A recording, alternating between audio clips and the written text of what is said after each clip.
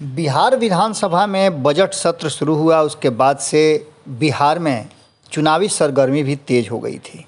एक तरफ बजट सत्र चल रहा था और दूसरी तरफ नेता प्रतिपक्ष चुनाव के सरगर्मी में लगे हुए थे। किन लोगों को चुनाव लड़वाना है, किन्हें एमएलसी बनाना है, किसके साथ गठबंधन रखना है, इन सारी बातों पर पूरी जो है उनकी टीम काम कर रही थी। और इन सब बातों को लेकर के जबकि चुनाव की घोषणाएं हो गई हैं, उम्मीदवार की घोषणा हो गई है, नामांकन हो गया, अब चुनाव अंतिम दौर में चल रहा है एमएलसी के। इस बीच में कहीं ना कहीं स्थानीय प्राधिकार क्षेत्र से निर्वाचित होने वाले 24 सीटों के जो एमएलसी चुनाव हो रहे हैं, उसको लेकर के तेजस्वी यादव लगातार प्रचार प्रसार में लगे हुए हैं। लेकिन इसी दौरान उन्होंने स्पष्ट तरीके से कहा है कि चुनाव पूरे बिहार में होगा। डबल नहीं ट्रबल इंजन की सरकार चल रही है। अपराध की घटनाएं चरम पर हैं। प्रदेश के मुख्यमंत्री ही सुरक्षित नहीं है तो आम आवाम की बात क्या की जा सकती है।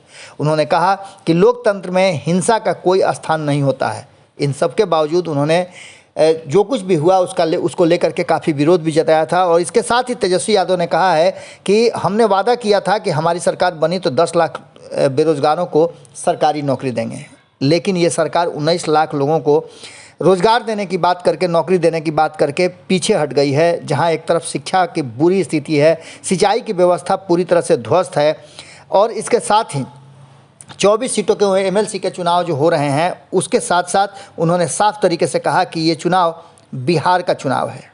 उन्होंने पूरे बिहार का चुनाव बता करके कहा है कि इस चुनाव में हम जब जीत कर आएंगे तो सरकार की बदनामी होगी। इसलिए सरकार, इससे पहले हमने आपको बताया था कि राष्ट्रीय जनता दल के तरफ से लगातार ये आरोप लगाया जा रहा है कि इस चुनाव में भी घालमेल करने की तैयारियां चल रही हैं।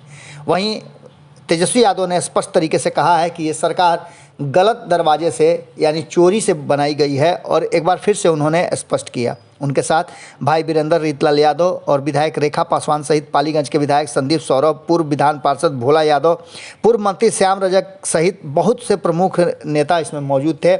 इसके साथ ही उन्होंने स्पष्ट तरीके से कहा कि इस 24 सीटों के चुनाव पर बिहार की जनता एक बार फिर से भरोसा हम पर जताए, और भरोसा जताए तो आने वाले समय में बिहार का जो चुनाव होगा उस चुनाव में हम जीत करके आएंगे, और मजबूती के साथ जीत करके आएंगे।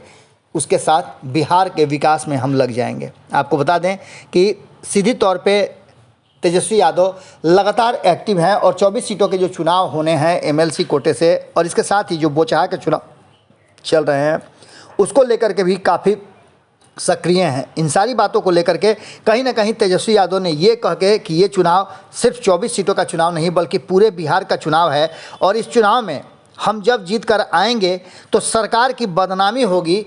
ये बातें भी कहीं ना कहीं अब सत्ता पक्ष के लिए एक बड़ी बात कह दी है। देखने वाली बात होगी कि सत्ता पक्ष इसका जवाब कैसे देता है, और जब चुनाव परिणाम आते हैं तो तेजस्वी यादव की बातों में कितना दम नज़र आता है। जुड़े रहिएगा भारत लाइव के साथ, खबरों का सिलसिला लगातार जारी। अगर ये वीडियो पसंद आई और वह बिहार के राजनीति और बिहारियत से सरोकार रखेनी तो सब्सक्राइब बटन दबा के चैनल के सब्सक्राइब कर ली। ओजे एगो घंटी बा, ओकरा बटन दबा देला से कुल सटीक और मारक खबर रुआ मुफ्त में मिल जाई। अगर रुआ पत्रकारिता के हमनी के नया प्रयोग में सहयोग कर चाहतानी तो ज्वाइन बटन दबा दी। पेटीएम नंबर नोट कर ली 9386816700। धन्यवाद।